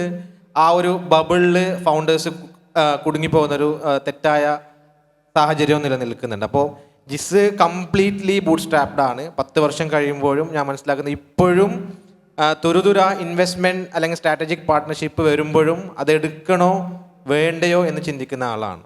അപ്പോൾ ഈ സ്റ്റാർട്ടപ്പ് യാത്രയിലെ നിക്ഷേപ സാധ്യതകളും അവസരങ്ങളും എങ്ങനെ ഉപയോഗപ്പെടുത്തണം, ഇത് നിർബന്ധമാണോ ഒരു സ്റ്റാർട്ടപ്പ് യാത്രയിൽ ഫണ്ട് ഉണ്ടാക്കുക എന്നുള്ളത്? ബൂട്ട് സ്ട്രാപ്പായിട്ട് കമ്പനി കൊണ്ടുപോകുമ്പോൾ ശ്രദ്ധിക്കേണ്ട കാര്യങ്ങൾ എന്താണ്? ഒരു പുതിയ സംരംഭം തുടങ്ങാൻ പോകുന്ന ആളുകൾക്ക് ജിസ് പറയാനുള്ള നിർദ്ദേശങ്ങൾ എന്തൊക്കെയാണ്? സവാദ് പറഞ്ഞ പോയിന്റിനോട് ഞാൻ 100% യോജിക്കുന്നു. കാരണം ഇവിടെ ഇപ്പം നിലവിലൊരു കൾച്ചറുണ്ട് that you get celebrated when you are getting investment, അല്ലെങ്കിൽ ആ ഇൻവെസ്റ്റ്മെൻറ്റ് വരുന്ന കമ്പനികളാണ് സക്സസ്ഫുൾ കമ്പനികൾ എന്നുള്ള ഒരു മിഥ്യാധാരണ ഉണ്ടാക്കപ്പെട്ടിട്ടുണ്ട്. അവർ മാത്രമല്ല, അവർ സക്സസ്ഫുൾ കമ്പനികളാവാം, അല്ലാത്തവരും ഉണ്ടാവും. പക്ഷേ അവർ മാത്രമല്ലാതെ അതിൻ്റെ പുറത്ത് ബൂട്ട് സ്ട്രാപ്ഡ് ആയിട്ട് പോകുന്ന എനിക്ക് തോന്നുന്നു വളരെ സക്സസ്ഫുള്ളായി പോകുന്ന ഒരു 10-15 കമ്പനികളെങ്കിലും എന്നോട് ചോദിച്ചാൽ എനിക്ക് പറയാൻ പറ്റും. അവിടെയുള്ളൊരു ബേസിക് സാധനം എന്തിനാണ് നമുക്ക് ഫണ്ടിങ് എന്നുള്ളതാണ്. ആക്ച്വലി നമുക്ക് ഫണ്ടിങ്ങിൻ്റെ നെക്സ്റ്റ് ലെവലിലേക്ക് പോകാൻ ആ ഫണ്ടിങ് നമുക്ക് ആവശ്യമുണ്ടായിട്ടാണോ നമ്മൾ അതിന് പോകുന്നത്, അതോ ഈ പറയുന്ന ഒരു PR ബബിളിൻ്റെയൊക്കെ I have even seen some of the startup members pushing founders to get funding. പക്ഷേ ആ ഫണ്ടിങ് ആക്ച്വലി അവർക്ക് വേണോ എന്നുള്ളതിൽ they don't have a clarity. It's like നിങ്ങൾക്ക് ഫണ്ടിങ് കിട്ടിക്കഴിഞ്ഞാൽ നിങ്ങൾക്ക് ഇത് ചെയ്യാൻ പറ്റില്ല, അവരെ കാണൂ, ദേ ആർ ഡൂയിങ് ദിസ്. പിന്നെ ഫണ്ടിങ് കിട്ടിക്കഴിഞ്ഞാൽ പെട്ടെന്ന് നെക്സ്റ്റ് ലെവലിലേക്ക് പോകാൻ പറ്റില്ലേ, അങ്ങനെയുള്ള ഒരു നോഷൻ ക്രിയേറ്റ് ചെയ്യപ്പെട്ടിട്ട് അതിൻ്റെ മുകളിൽ ഭയങ്കരമായിട്ട് പുഷ് ചെയ്യുന്ന ഈവൻ സ്റ്റാർട്ടപ്പ് മെൻറ്റേഴ്സ് തന്നെ അത് ചെയ്യുന്നത് ഞാൻ കണ്ടിട്ടുണ്ട്. ഈവൻ ഒരു സ്വയം വിമർശനത്തിൽ പറഞ്ഞു കഴിഞ്ഞാൽ സവാദ് നേരത്തെ you are part of startup മിഷനിൽ തന്നെയാണെങ്കിലും ചിലവർക്ക് വളരെ അവരും ഫൗണ്ടേഴ്സിനെ ഇൻവെസ്റ്റ്മെൻറ്റ് ചെയ്തിട്ട് പുഷ് ചെയ്യുക, അല്ലെങ്കിൽ ഇൻവെസ്റ്റ്മെൻറ്റ് വരുന്ന കമ്പനികൾ മാത്രം സെലിബ്രേറ്റ് ചെയ്യപ്പെടുക എന്നുള്ളൊരു പ്രശ്നം അവിടെ കാര്യമായിട്ടുണ്ട്. ഞാൻ പറയുക എങ്ങനെയാണെന്ന് വെച്ച് കഴിഞ്ഞാൽ ഫസ്റ്റ് തന്നെ നമുക്ക് ആ ഒരു ഇൻവെസ്റ്റ്മെൻറ്റിൻ്റെ ആവശ്യമുണ്ടോ എന്നുള്ളതിനെ സംബന്ധിച്ച് ഫൗണ്ടർ ഭയങ്കര ക്ലിയർ ആവുക. നമ്മളുടെ ഒരു റൂട്ട് മാപ്പിൽ ഈ ഇൻവെസ്റ്റ്മെൻറ്റ് ആക്ച്വലി ശരിക്കും പറഞ്ഞാൽ ഏർലി സ്റ്റേജിൽ നമ്മൾ ഫണ്ടിങ് എടുത്ത് ചെയ്യുമ്പോൾ നമ്മൾ മിക്കപ്പോഴും പല സ്റ്റാർട്ടപ്പ് ഫൗണ്ടേഴ്സിനെ ഞാൻ കണ്ടേക്കുന്നത് അവർ ഭയങ്കര കോംപ്രമൈസ്ഡ് ആയിട്ട് ഒരുപാട് ഡൈല്യൂട്ട് ചെയ്യുക, അല്ലെങ്കിൽ they get into this too much pressure from the investors. ചിലപ്പോൾ സ്ട്രാറ്റജിക്കലി അലൈൻ ചെയ്യാൻ പോലും പറ്റാത്ത ഇൻവെസ്റ്റേഴ്സ് ആയിരിക്കും വരുന്നത്. അപ്പോൾ നമുക്ക് ആക്ച്വലി അവിടെ ഒരു നമ്മൾ എത്രത്തോളം ഡെസ്പറേറ്റ് ആണ്, ആ ഫണ്ടിങ്ങിൻ്റെ നീഡ് എത്രത്തോളമാണ്, നമ്മുടെ പ്രോഡക്റ്റ് ആക്ച്വലി നമുക്ക് സെല്ലബിൾ ആയിട്ടുള്ള ഒരു പ്രോഡക്റ്റാണ്, നമുക്ക് സസ്റ്റൈനബിൾ ആയിട്ട് അതിൽ നിന്ന് റവന്യൂ ഉണ്ടാക്കി എടുക്കാൻ പറ്റുമെങ്കിൽ I would suggest to stay away from this investment bubble. എന്നിട്ട് ഒരു ലേറ്റസ്റ്റ് സ്റ്റേജിൽ when we have a good control over this, നമുക്ക് ഇപ്പം ഈ പ്രോഡക്റ്റ് ഉണ്ടാക്കാൻ ഒരു പൈസ ആവശ്യമുണ്ടല്ലോ. ബേസിക് ഒരു നമ്മൾ സീഡ് റൗണ്ട് എന്ന് പറയുന്ന ഒരു സ്റ്റേജ്, ലൈക്ക് എനിക്ക് തോന്നുന്നു അതാണ് കുറച്ചും കൂടി എല്ലാവർക്കും റെലവെൻ്റ് ആയിട്ടുണ്ടാവുക. ഇത് കൂടെ ആഡ് ചെയ്യാൻ വേണ്ടിയിട്ടാണ്. ലൈക്ക് ആ ഒരു ഫണ്ടിങ് കൂടിയും ഇത് ജിസ് ഇതിൻ്റെ കണ്ടിന്യൂഷൻ ആയിട്ട് മെൻഷൻ ചെയ്താൽ നല്ലതായിരിക്കും. ഓക്കെ, ഞങ്ങൾ തുടങ്ങുന്ന സമയത്ത് ഈ സ്റ്റാർട്ടപ്പ് എക്കോസിസ്റ്റം ഇത്രമാത്രം ഡെവലപ്ഡ് അല്ലായിരുന്നു, അല്ലെങ്കിൽ നമുക്ക് ഇത്രമാത്രം വെന്യൂസ് ഉണ്ടായിരുന്നില്ല. ഇപ്പോൾ സീഡ് ഫണ്ടിങ്ങിനൊക്കെ ഇഷ്ടം പോലെ വെന്യൂസ് ഉണ്ട്. ഈവൻ സ്റ്റാർട്ടപ്പ് മിഷൻ ത്രൂ ആണെങ്കിലും അല്ലാതെ വേറെ ഇതിൽ യു ഗെറ്റ് ഗ്രാൻഡ്സ് അല്ലെങ്കിൽ സോഫ്റ്റ് ലോൺസ്, പിന്നെ CGT MSME പോലത്തുള്ള സ്കീമുകൾ ഡിഫറെൻറ്റ്. നമുക്ക് if we have a good നമുക്ക് ഇതിലൊരു വിശ്വാസമുണ്ടെങ്കിൽ നമ്മുടെ പ്രോഡക്റ്റ് എങ്ങനെ പെർഫോം ചെയ്യും, അല്ലെങ്കിൽ അത് റവന്യൂ നമുക്ക് സെല്ലബിളാക്കി എടുക്കാൻ പറ്റുമെന്ന് തോന്നുകയാണെങ്കിൽ നമുക്ക് ആ ഇൻവെസ്റ്റ്മെൻറ്റിട്ട് പോവാതെ തന്നെ ചെയ്യാൻ പറ്റുന്ന കുറേ കാര്യങ്ങൾ. പിന്നെ what I suggest is like നമ്മളൊരു പെർഫെക്റ്റ് പ്രോഡക്റ്റ് ക്രിയേറ്റ് ഒരുപാട് ഇൻവെസ്റ്റ് ചെയ്ത് ഒരു പെർഫെക്റ്റ് പ്രോഡക്റ്റ് ക്രിയേറ്റ് ചെയ്ത് മാർക്കറ്റ് ചെയ്തിട്ട് പോകുന്നതിലും നല്ലത് create A minimum viable product. അപ്പോൾ നമ്മളെ സംബന്ധിച്ച് ഇനീഷ്യൽ ഇൻവെസ്റ്റ്മെൻറ്റ് കുറവായിരിക്കും. And you understand the market fit. അത് മാർക്കറ്റിൽ എത്രത്തോളം ഫിറ്റാണ് അത് നോക്കിയിട്ട് ഇത് ചെയ്യുക, rather than too much investment. അതൊന്ന് ഡബിൾ ക്ലിക്ക് ചെയ്യാവുക. കാരണം എല്ലാവർക്കും ഈ MVP എന്ന് പറയുന്നത് വളരെ പെട്ടെന്ന് മനസ്സിലാണെന്ന് നിർബന്ധമില്ല. അപ്പോൾ എന്താണ് ഒരു ഇനീഷ്യൽ ഒരു സംരംഭം തുടങ്ങാൻ ആഗ്രഹിക്കുന്ന ആള്, ഈ MVP എന്താണെന്നുള്ളത് ഓഡിയൻസിന് വേണ്ടിയിട്ട് ഒന്ന്. ഓക്കെ, നമ്മൾ സ്വപ്നം കാണുന്ന ഒരു ഫീച്ചർ വൈസ് ആണെങ്കിലും എല്ലാ ഫീച്ചേഴ്സും എല്ലാം ഇത് ചെയ്ത് നമുക്ക് എന്ത് അച്ചീവ് ചെയ്യണം, എന്ത് സെല്ല് ചെയ്യണം, ആ ഒരു ഡ്രീമിൽ ഒരു എല്ലാം തികഞ്ഞൊരു പ്രൊഡക്റ്റ് ഉണ്ടാക്കി അതായിട്ട് മാർക്കറ്റിട്ട് പോകുന്നതിന് പകരം നമ്മൾ അഡ്രസ്സ് ചെയ്യാൻ ഉദ്ദേശിക്കുന്ന മാർക്കറ്റിൽ, അല്ലെങ്കിൽ നമ്മൾ ഏത് മാർക്കറ്റിട്ടാണോ പോകാൻ ഉദ്ദേശിക്കുന്നത്, അല്ലെങ്കിൽ ഏത് സൊല്യൂഷനാണ്, ഏത് പ്രോബ്ലമാണ് അഡ്രസ്സ് ചെയ്യാൻ ഉദ്ദേശിക്കുന്നത്, അവിടെയുള്ളൊരു മിനിമം സൊല്യൂഷൻ, അതിനുള്ളൊരു മിനിമം വയബിൾ ആയിട്ടുള്ള ഒരു പ്രൊഡക്റ്റിനെ, ഇപ്പോൾ ഫീച്ചർ വൈസ് ഒക്കെ അത് ഭയങ്കര പ്രിമിറ്റീവ് സ്റ്റേജിലായിരിക്കും. ചിലപ്പോൾ നമുക്ക് ഒരു എൻ പ്രോഡക്റ്റിൻ്റെ കാണുന്ന അത്രയും നമുക്ക് സിമ്പിളായിട്ട് ഇങ്ങനെ നോക്കാം. ഇന്നിപ്പോൾ നമ്മൾ യൂസ് ചെയ്യുന്ന പല പ്രോഡക്ട്സും ഓവർ എ പീരീഡ് ഇവോൾവ് ചെയ്തതാണ്. അത് അവർ ഇനീഷ്യലി അതിൻ്റെ വളരെ ഒരു ചെറിയ പ്രോട്ടോടൈപ്പ് സ്റ്റേജിൽ നിർത്തിയിട്ട് അതിൽ നിന്നൊരു മിനിമം വയബിൾ ആയിട്ടുള്ള ഒരു പ്രൊഡക്റ്റ്, മിനിമം ആയിട്ട് നമുക്ക് എന്താണോ മാർക്കറ്റിന് ഓഫർ ചെയ്യാൻ പറ്റുന്നത് അത് വെച്ചിട്ട് we get into the market, we try to understand whether this fit into the market. നമ്മൾ അഡ്രസ്സ് ചെയ്യാൻ ഉദ്ദേശിക്കുന്നത്, അല്ലാതെ നമ്മൾ ഇത്രയും ഇൻവെസ്റ്റ് ചെയ്ത് ടൈം, എനർജി, മണി ഇൻവെസ്റ്റ് ചെയ്തിട്ട് മാർക്കറ്റിട്ട് പോയി കഴിയുമ്പോൾ ചിലപ്പോൾ ഇതിനൊരു പ്രോപ്പർ മാർക്കറ്റ് ഫിറ്റ് ഇല്ലെങ്കിൽ നമുക്ക് ഉണ്ടാവാൻ പോകുന്ന ഇൻകർ ചെയ്യുന്ന losses in terms of money and time is very huge. അതിന് പകരം ഒരു മിനിമം വയബിൾ ആയിട്ടുള്ള ഒരു പ്രോഡക്റ്റ് ഉണ്ടാക്കുക, അതായിട്ട് മാർക്കറ്റിട്ട് പോവുക. പെട്ടെന്ന് സക്സീഡ് ആവുന്നതിനെ പോലെ തന്നെ നല്ലൊരു സാധനമാണ്. നമുക്ക് പെട്ടെന്ന് ഫെയിൽ ആവാൻ പറ്റുകയാണെങ്കിൽ അത് നല്ലതാണ്. ഫെയിൽ ഫാസ്റ്റ് എന്ന് പറയുന്നത് ഇന്നത്തെ കാലത്ത് നമുക്ക് ചെയ്യാൻ പറ്റുന്ന ഒരു കാര്യമാണ്. നമ്മൾ സക്സീഡ് ആവുന്നില്ലെങ്കിൽ യു ഫെയിൽ ഫാസ്റ്റ്, യു ഒന്നല്ലെങ്കിൽ പിവറ്റ് ചെയ്യുക, അല്ലെങ്കിൽ അടുത്ത മേഖലയായിട്ട് മാറുക. ഓക്കെ, ഈ സംരംഭക വിജയത്തിൻ്റെ ഫ്ലോ ചാർട്ടിൽ ഏറ്റവും പ്രധാനപ്പെട്ട ഒരു പോയിൻ്റാണ് ലൈക്ക് നമ്മളെപ്പോഴും ആസ് എ സ്റ്റാർട്ടപ്പ് ഫൗണ്ടേഴ്സ് എപ്പോഴും പ്രൊഡക്റ്റ് ബിൽഡ് ചെയ്യുക, നന്നാക്കിക്കൊണ്ടിരിക്കുക, പുതിയ ഫീച്ചേഴ്സ് ആഡ് ചെയ്യുക. നമ്മുടേതായ കുറേ അസംഷൻസ് വെച്ച് ബിൽഡ് ചെയ്തുകൊണ്ടിരിക്കും. പറഞ്ഞ പോലെ മാർക്കറ്റിലേക്ക് എത്തുന്ന സമയത്ത് ചിലപ്പോൾ മാർക്കറ്റിന് ഒട്ടും ആവശ്യമില്ലാത്ത പ്രൊഡക്റ്റ് ആയിരിക്കാം. അപ്പോൾ വളരെ ഇമ്പോർട്ടൻ്റ് ആണ് ഒരു മിനിമം ഫീച്ചേഴ്സ് വെച്ചിട്ട് ആ പ്രോബ്ലം സോൾവിങ് ആയിട്ടുള്ള എന്താണോ അത് വെച്ചിട്ട് നിങ്ങളെ പ്രോഡക്റ്റ് ബിൽഡ് ചെയ്യാന്നുള്ളത്. അപ്പോൾ ലൈക്ക് ഓരോ ബിസിനസ്സിനും നേരത്തെ പറഞ്ഞ പോലെ ജോയ് സെബാസ്റ്റ്യൻ പറയുന്നുണ്ടായിരുന്നു, ഓരോ ആൾക്കാരുടെ ജേണി വ്യത്യാസമാണ്. ചില ബിസിനസ് ജിസ് ബൂട്ട് സ്ട്രാപ്പ് ചെയ്തു, അത് ജിസിൻ്റെ ഒരു വിഷൻ അങ്ങനെ ആയിരുന്നു. പക്ഷെ ചില സ്റ്റാർട്ടപ്പ് കമ്പനീസ് എന്ന് പറയുന്നത് എപ്പോഴും ഹൈ ഗ്രോത്ത് കമ്പനീസാണ്. ചില സമയത്ത് നമുക്ക് വളരെ വേഗത്തിൽ ഗ്രോ ചെയ്യണമെങ്കിൽ ഇൻവെസ്റ്റ്മെൻറ്റ് വളരെ അത്യാവശ്യമാണ്. പക്ഷേ പ്രോബ്ലം എവിടെയെന്ന് വെച്ചാൽ ആളുകൾ ഇൻവെസ്റ്റ്മെൻ്റാണ് എപ്പോഴും. ഇപ്പോൾ എക്സിറ്റിനെ കുറിച്ച് ആലോചിച്ചാണ് ആൾക്കാർ കമ്പനി തുടങ്ങുന്നത്. ഓക്കെ, കമ്പനി തുടങ്ങി ഇന്ന കമ്പനി അക്യൂർ ചെയ്യുക അല്ലെങ്കിൽ ഇത്ര ഇൻവെസ്റ്റ്മെൻറ്റ് വാങ്ങി എക്സിറ്റ് ചെയ്യുക എന്നുള്ളത്. എക്സിറ്റിനെ കുറിച്ച് ഓഫ് കോഴ്സ് ആലോചിക്കണം, പക്ഷെ കമ്പനി ബിൽഡ് ചെയ്യുന്നതാണ് ഏറ്റവും പരമപ്രധാനമായിട്ടുള്ള കാര്യം. അപ്പോൾ ഹൈ ഗ്രോത്ത് കമ്പനികളുടെ ജേണി ചിലപ്പോൾ ഈ ഫണ്ട് എടുക്കുക എന്നുള്ളത് ഭയങ്കര നിർബന്ധമായിരിക്കും. അതേസമയം അത് കുറച്ച് സമ്മർദ്ദമുള്ള കാര്യമാണ്.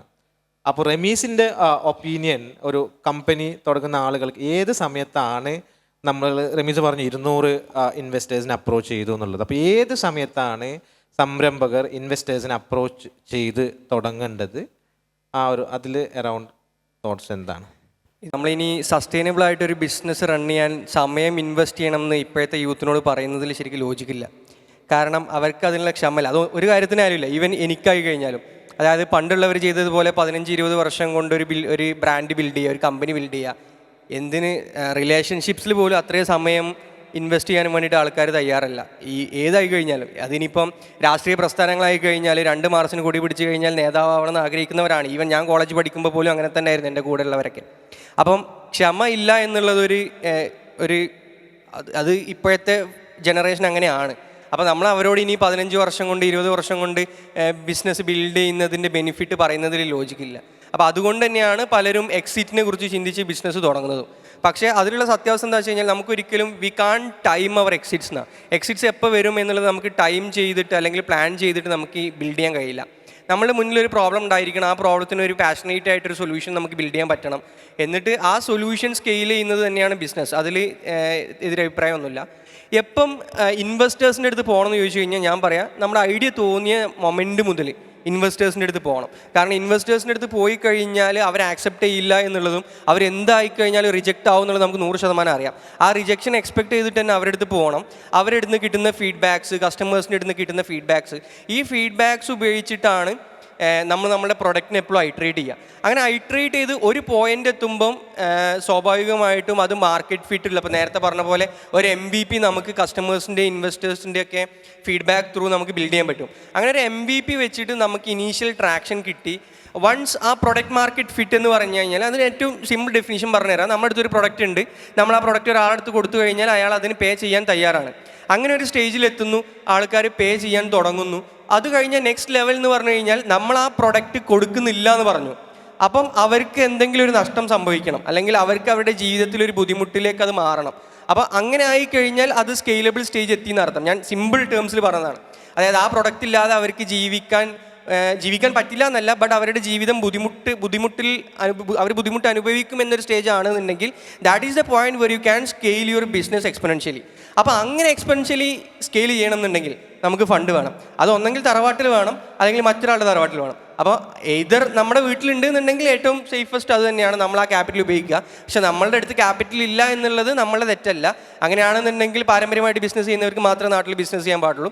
അപ്പം കാശുള്ളവരുടെ അടുത്ത് പോയിട്ട് കാശ് ചോദിക്കുക എന്നുള്ളതാണ്. അപ്പോൾ എഗെയിൻ ഒറ്റ കാര്യം കൂടെ പറയാം, അതായത് ഫൗണ്ടേഴ്സിന് എപ്പോഴും, യങ് ഫൗണ്ടേഴ്സിന് എപ്പോഴും ഒരു വിമുഖത ഉണ്ടാവും ഈ ഇൻവെസ്റ്റേഴ്സിൻ്റെ അടുത്ത് പോയി കാശ് ചോദിക്കാൻ, അല്ലെങ്കിൽ അവരുടെ അടുത്ത് ഇൻവെസ്റ്റ്മെൻറ്റിന് പിച്ച് ചെയ്യാൻ വേണ്ടിയിട്ട്. ഒരു ഇൻവെസ്റ്റർ പെർസ്പെക്റ്റീവിൽ എപ്പോഴും, ഇപ്പോൾ ഞാൻ ഒരു 10 ലക്ഷം രൂപ ഒരു സ്റ്റാർട്ടപ്പിൽ ഇൻവെസ്റ്റ് ചെയ്യുകയാണെന്നുണ്ടെങ്കിൽ ഞാൻ ഒരിക്കലും അത് ഫൗണ്ടർ നന്നാവട്ടെ എന്ന് വിചാരിച്ചിട്ട് ചെയ്യുന്നതല്ല. അറ്റ് ഫസ്റ്റ് ആ 10 ലക്ഷം 20 ലക്ഷമോ അല്ലെങ്കിൽ 1 കോടിയോ ആയിട്ട് തിരിച്ചെടുക്കണം എന്നുള്ളതുകൊണ്ടാണ്. അപ്പം ഇതൊരു വിൻ വിൻ ഗെയിമാണ്. ഫൗണ്ടേഴ്സ് കാശ് ചോദിക്കുമ്പം ഫൗണ്ടേഴ്സിന് കാശ് ആവശ്യമുണ്ടായിട്ടാണ് ഇൻവെസ്റ്റേഴ്സ് അത് ഇൻവെസ്റ്റ് ചെയ്യുന്നുണ്ടെന്നുണ്ടെങ്കിൽ അവർക്ക് ഇത് മൾട്ടിപ്പിൾ ആക്കാനാണ്. അപ്പോൾ അങ്ങനെ ഒരു വിമുഖതയുടെ ആവശ്യമില്ല. Any time you go invest people ask for money. ഒരു സമയം എത്തുമ്പം നമ്മുടെ പ്രൊഡക്റ്റിന് ആ ഫിറ്റ്നസ് ഉണ്ട് എന്നുണ്ടെങ്കിൽ there is a point where investors will come to you and reverse pitch. Investors കാശുമായിട്ട് നിങ്ങളെടുത്ത് വന്ന് ക്യൂ നിൽക്കും, ഈ പൈസ എടുക്കുക അല്ലെങ്കിൽ അടുത്ത റൗണ്ടിൽ എടുക്കുമെന്ന് പറഞ്ഞിട്ട്. അങ്ങനത്തെ ഒരുപാട് ഇൻവെസ്റ്റേഴ്സിനെ കേരളത്തിൽ എനിക്കറിയാം. സോ ഇൻവെസ്റ്റ് ചെയ്യേണ്ട സമയം എന്ന് പറഞ്ഞു കഴിഞ്ഞാൽ മനസ്സിൽ ഐഡിയ ഉള്ള സമയം മുതൽ തന്നെ ഇൻവെസ്റ്റ് ചെയ്ത് തുടങ്ങാമെന്നുള്ളത്. ഓക്കെ, അപ്പോൾ അതേപോലെ ഈ ഒരു സ്റ്റാർട്ടപ്പ് ജേണിയിൽ ഏറ്റവും നിർണായകമായിട്ടുള്ള കാര്യമാണ് ലൈക്ക് സർക്കാർ സംവിധാനങ്ങളും മറ്റു NGOs ഒക്കെ നമുക്ക് 0 ഇക്വിറ്റി ഗ്രാൻസ് നൽകാറുണ്ട്. ലൈക്ക് ഒരു ഐഡിയ, ഒരു ആശയത്തെ പ്രോത്സാഹിപ്പിക്കാൻ വേണ്ടി മാത്രം തിരിച്ചൊന്നും എക്സ്പെക്ട് ചെയ്യാതെ ഇക്കണോമിയിലേക്ക് എന്തെങ്കിലും കോൺട്രിബ്യൂട്ട് ചെയ്യാം, അല്ലെങ്കിൽ അതൊരു ഫ്യൂച്ചറിൽ ഒരു വലിയ കമ്പനി ആയിട്ട് മാറും എന്ന രീതിയിൽ ഒരുപാട് കേരള സ്റ്റാർട്ടപ്പ് മിഷൻ ത്രൂ ഒക്കെ കേരള ഗവൺമെൻറ് നിരവധി സ്റ്റാർട്ടപ്പ് ഗ്രാൻഡുകൾ, ഇന്നൊവേഷൻ ഗ്രാൻഡ് എന്ന പേരിൽ കൊടുക്കുന്നുണ്ട്. ഇപ്പം ഒരു നിർണായക ഘട്ടത്തിൽ അങ്ങനെ ഒരു ഗ്രാൻഡ് ലഭിച്ച് പിന്നീട് ആ യാത്ര, നിങ്ങളെ സ്റ്റാർട്ടപ്പ് യാത്ര വളരെ വേഗത്തിലാക്കാൻ പറ്റിയൊരു, എൻ്റെ ഒരു അണ്ടർസ്റ്റാൻഡിങ്ങിൽ ഈവൻ അങ്ങനെ ഒരു ജേണി ഉണ്ടായിട്ടുണ്ട്. അപ്പോൾ ഇത്തരം ഗവൺമെൻറ് സ്കീമുകളുടെ ഇമ്പോർട്ടൻസും അത് നിങ്ങളെ ഒരു സ്റ്റാർട്ടപ്പ് യാത്രയിൽ എങ്ങനെയാണ് ഇൻഫ്ലുവൻസ് ചെയ്തതെന്നോട് ക്വിക്കായിട്ട് പറഞ്ഞിട്ട് നമുക്ക് നിർത്താൻ വേണ്ടിയിട്ടുള്ള ഇത് കിട്ടിയിട്ടുണ്ട്. ഒരു 5 minutes will open up for audience.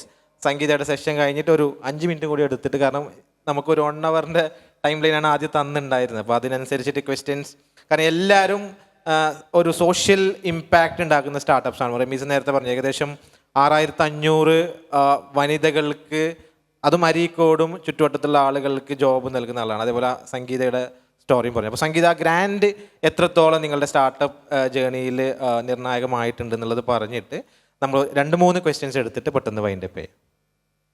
Thank you. പറഞ്ഞതുപോലെ തന്നെയാണ് കേരള സ്റ്റാർട്ടപ്പ് മിഷൻ്റെ 12 lakhs ഗ്രാൻഡ് അവൈൽ ചെയ്തിട്ടുള്ളൊരു സ്റ്റാർട്ടപ്പാണ് ഈവ്.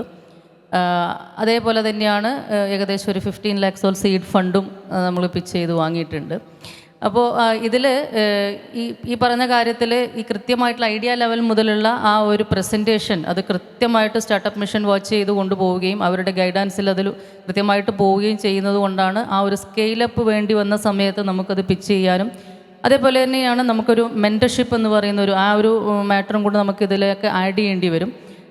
ഒരു സ്റ്റാർട്ടപ്പിനെ സംബന്ധിച്ച്, സ്റ്റാർട്ടപ്പ് എന്ന് പറയുമ്പോൾ തന്നെ ആ വേർഡ് ഇറ്റ്സെൽഫ് നമുക്കറിയാം, സ്റ്റാർട്ട് ചെയ്യുന്ന ഒരു ബിസിനസ് കോൺസെപ്റ്റിനെയാണ് നമ്മൾ സ്റ്റാർട്ടപ്പ് എന്ന് പറഞ്ഞ് തുടങ്ങുന്നത്. പിന്നീടാണ് അതൊരു വലിയൊരു ഓൺട്രപ്രണർഷിപ്പായിട്ട് മാറുന്നത്. അപ്പോൾ അതുകൊണ്ട് തന്നെ മെൻറ്റർഷിപ്പ് എന്ന് പറയുന്നത് it's very important for A startup. അപ്പോൾ ഐഡിയ ലെവൽ മുതൽ നമുക്ക് ആ മെൻറ്റർഷിപ്പ്, കറക്റ്റ് മെൻറ്ററെ കിട്ടുക എന്ന് പറയുന്നത് അതിനേക്കാളും വലിയ ഒരു നേട്ടമായിട്ടാണ് നമ്മൾ കരുതേണ്ടത്. നമ്മളെ മിസ്ഗൈഡ് ചെയ്യാനും ചില മെൻറ്റർഷിപ്പ് ചിലപ്പോൾ ചില സ്റ്റാർട്ടപ്പുകളെ കൊണ്ടുപോയി എത്തിച്ചിട്ടുണ്ടാവാം. അങ്ങനെയുള്ള സ്റ്റോറീസും നമുക്ക് അവൈലബിൾ കാണും. പക്ഷെ ഞങ്ങളെ സംബന്ധിച്ചിട്ട് ഈ ഒരുപാട് മെൻറ്റേഴ്സിനെ ഒന്നും അങ്ങനെ അക്സെപ്റ്റ് ചെയ്തിട്ടില്ല. പക്ഷേ നമുക്ക് ഫോർച്ചുനേറ്റ്ലി നമുക്ക് കിട്ടിയിട്ടുള്ളൊരു മെൻറ്റർ എന്ന് പറയുന്നത് ഇത് വളരെ ലക്കിലി ഞങ്ങൾക്ക് കിട്ടിയതാണ്. കേരള സ്റ്റാർട്ടപ്പ് മിഷൻ്റെ തന്നെ കണ്ണൂർ നടന്ന ഒരു പ്രോഗ്രാമിൽ ഞങ്ങളൊരു പിച്ചിങ് ചെയ്തിട്ടുണ്ടായിരുന്നു. ആ പിച്ചിൽ വന്നൊരു വ്യക്തിയാണ് റേമൺസിൻ്റെ കൺട്രി പ്രസിഡൻ്റായിട്ട് 30 years വർക്ക് ചെയ്ത മിസ്റ്റർ റോബർട്ട് ലോബോ. ഒരു ഫാഷൻ ബ്രാൻഡ് എന്നുള്ള രീതിയിൽ, അല്ലെങ്കിൽ ക്ലോത്തിങ് ഇൻഡസ്ട്രിയിൽ വർക്ക് ചെയ്യുന്ന ഒരു സ്റ്റാർട്ടപ്പ് എന്നുള്ള രീതിയിൽ ഈവിനെ മെൻറ്റർ ചെയ്യാൻ അതിനേക്കാളും ആപ്റ്റായിട്ടുള്ള വേറൊരു മെൻറ്റർ ഉണ്ടായിരുന്നില്ല. റേമൺസ് എന്ന് പറയുന്ന ബ്രാൻഡ് നമുക്കൊക്കെ അറിയുന്നതാണ്. അപ്പോൾ അദ്ദേഹത്തിൻ്റെ ആ ഒരു എൻട്രി ടു ഈവ് എന്ന് പറയുന്നത് ഹൈലി നമ്മുടെ എല്ലാ കാര്യങ്ങളെയും ചേഞ്ച് ചെയ്ത് കൃത്യമായി ഗൈഡ് ചെയ്ത് ഞങ്ങളുടെ ഈ ഗ്രാൻഡ് അവൈലബിലിറ്റികളുടെ പിച്ചിങ്ങിലും അതിന് ശേഷമുള്ള യാത്രയിലും അത് കൃത്യമായിട്ട് ആ ഒരു ബെനിഫിറ്റ് ഞങ്ങൾക്ക് ഉണ്ടായിട്ടുണ്ട് actually. Thank you. Kerala startup mission കൂടാതെ startup India seed fund scheme എന്ന പേരിൽ 15 ലക്ഷം വരെയുള്ള ഗ്രാൻഡ് സ്റ്റാർട്ടപ്പുകൾക്ക് നൽകുന്നുണ്ട്. അപ്പോൾ ആരെങ്കിലുമൊക്കെ നിങ്ങളുടെ ഒരു ഐഡിയ, KSIDC, എനിക്കൊന്ന് ഒരുപാട് ഗവൺമെൻറ് ഇൻസ്റ്റിറ്റ്യൂഷൻസ് ഇങ്ങനെ ഫണ്ടിങ് പ്രൊവൈഡ് ചെയ്യുന്നുണ്ട്. ഇതൊക്കെ നിങ്ങൾ കമ്പനിയിൽ ഇക്വിറ്റിയോ നിങ്ങൾക്ക് വേറെ കൊളാട്രൽസ് ഒന്നും കൊടുക്കാതെ സർക്കാർ ഇതര സ്ഥാപനങ്ങളൊക്കെ നൽകുന്ന ഗ്രാൻറ്റാണ്. ഇതിനൊക്കെ ഏറ്റവും വലിയ പ്രത്യേകത, ത്രൂ ഔട്ട് ഇയർ ഇത് നിങ്ങൾക്ക് ആപ്ലിക്കേഷൻ, നിങ്ങൾക്ക് എപ്പോഴാണോ ഐഡിയ തോന്നുന്നത് ആ സമയത്ത് ഈ സ്റ്റാർട്ടപ്പ് ഇന്ത്യയുടെയും കേരള സ്റ്റാർട്ടപ്പ് മിഷൻ്റെ വെബ്സൈറ്റ് പോയി ഈ ഐഡിയൻ്റെ കുറച്ച് ക്വസ്റ്റ്യൻസ് അവർ ചോദിക്കുന്നുണ്ട്. അത് കൃത്യമായിട്ട് ആൻസർ ചെയ്ത് കഴിഞ്ഞാൽ നിങ്ങൾ അടുത്ത ലെവൽ സ്ക്രീനിങ്ങിന് വേണ്ടിയിട്ട് കേരള സ്റ്റാർട്ടപ്പ് മിഷനും സ്റ്റാർട്ടപ്പ് ഇന്ത്യയൊക്കെ ഇൻവൈറ്റ് ചെയ്യും. സോ എന്തായാലും നമുക്ക് സമയത്തിൻ്റെ പരിമിതി ഉണ്ട്. ഒരു 2 ക്വസ്റ്റ്യൻ ക്വിക്കായിട്ട് ഓഡിയൻസിൻ്റെ സൈഡിൽ നിന്ന് എടുത്തിട്ട് പാനൽ ഡിസ്കഷൻ വൈൻഡപ്പ് ചെയ്യാം. എന്തെങ്കിലും ക്വസ്റ്റ്യൻസ് ഉണ്ടെങ്കിൽ പെട്ടെന്ന്.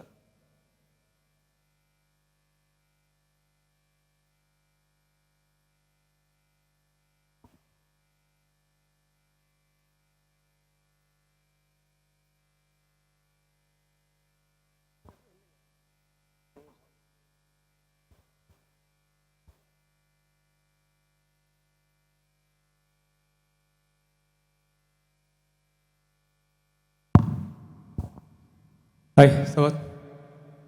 റമീസേൻ്റെ പിന്നെ നമ്മുടെ നെയ്ബർഹുഡാണ്, മലപ്പുറക്കാരനാണ്, ഞാൻ കോഴിക്കോട്ടുകാരനാണ്. ഒരുപാട് പ്രോഗ്രാംസ് നമ്മൾ ഒരുമിച്ചുണ്ടായിരുന്നു. പക്ഷേ എനിക്കിതൊരു ക്വസ്റ്റ്യൻ ചോദിക്കാൻ പറ്റിയിട്ടില്ല. അതിനിപ്പോൾ ഈ ഒരു പ്രോഗ്രാം കാരണമായി.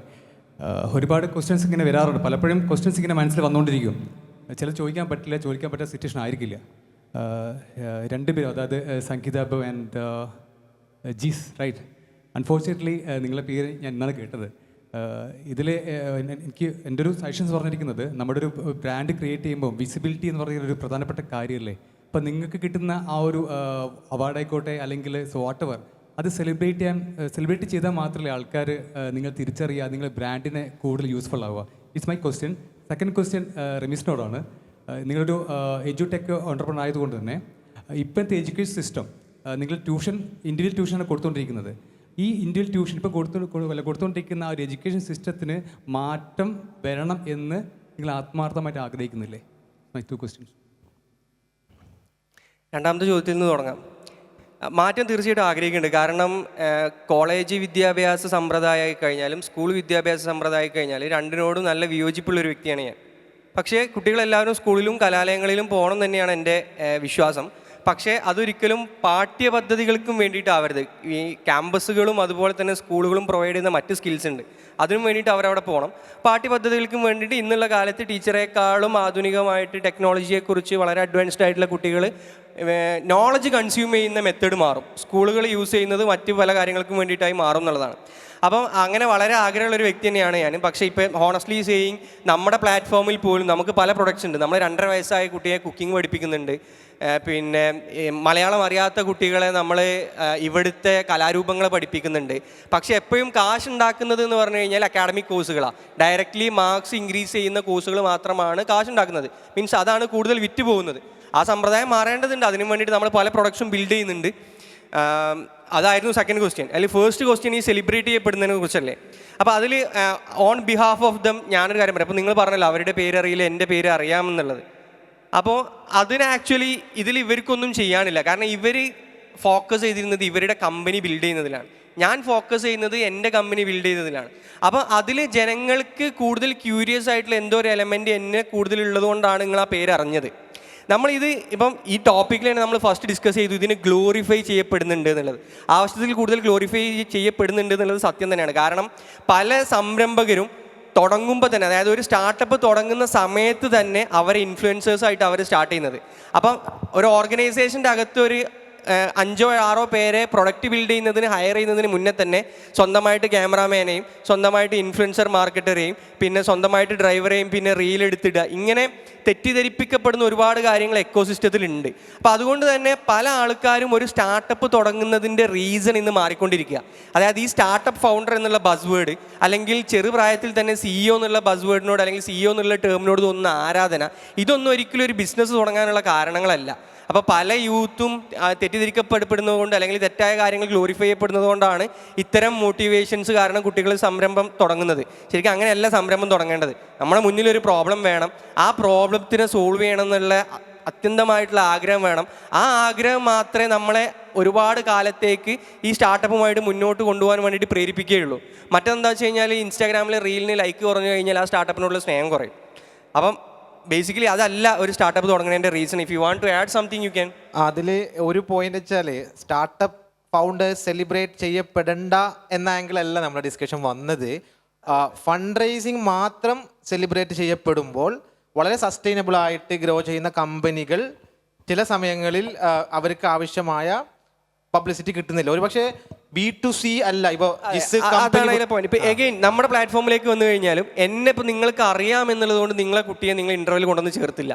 അത് ഓരോ പ്രൊഡക്റ്റ് സ്പെസിഫിക്കാണ്. ഇപ്പം ജിസേട്ടൻ്റെ ആയാലും അവരുടെ ഹാർഡ്വെയർ ഡിവൈസസിന് ജിസേട്ടൻ്റെ പേഴ്സണൽ ബ്രാൻഡിന് പ്രസക്തി ഇല്ല.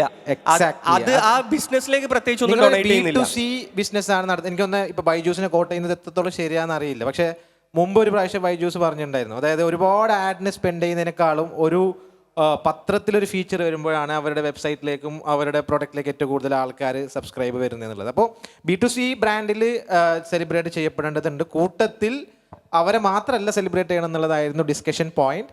ഒന്ന് സംഗീതക്കും I have to add one thing. അദ്ദേഹം പറഞ്ഞു, പിന്നെ thank you for the question. Visibility ക്രിയേഷനെ പറ്റി പറഞ്ഞു.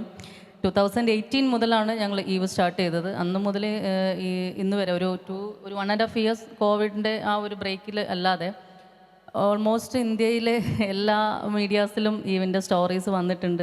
എല്ലാം സ്റ്റോറീസാണ് കേട്ടോ. കാരണം സോഷ്യൽ ഇമ്പാക്റ്റ് ക്രിയേഷനാണ് ഈവ് ചെയ്യുന്നത്. അപ്പം അതൊരിക്കലും ബിസിനസ് പ്രൊമോഷൻസോ ആയിട്ടല്ല വന്നിട്ടുള്ളത്.